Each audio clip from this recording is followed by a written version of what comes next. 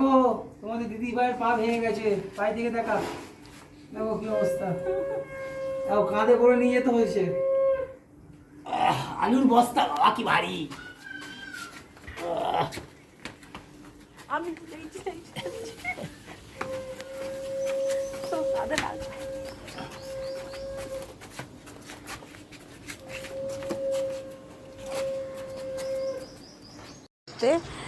X ray করতে এসেছি আর হচ্ছে পড়ে গিয়ে পা হচ্ছে প্রচণ্ড লেগেছে, ভেঙে গেছে কিনা জানি না, এখন প্রচণ্ড যন্ত্রণা হচ্ছে আমার।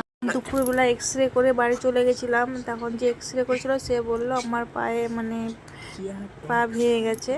আর সকালে দুপুরবেলা নাম লেখানো ছিল। আর এখন হচ্ছে আমরা সন্ধেবেলায় এসেছি ডাক্তারের কাছে। ডাক্তার হচ্ছে আমার পা ব্যান্ডেজ করছে।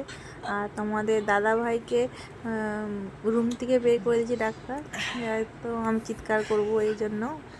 আর তোমার দাদা ভাই কাঁচের বাইর থেকে ভিডিও করছে। আর প্লাস্টার হয়ে গেছে মানে ডাক্তার, আমি প্লাস্টার করে বাড়ি এসে গেছি। আর ডাক্তার বলেছে উঁচু জায়গার মধ্যে পাটা তুলে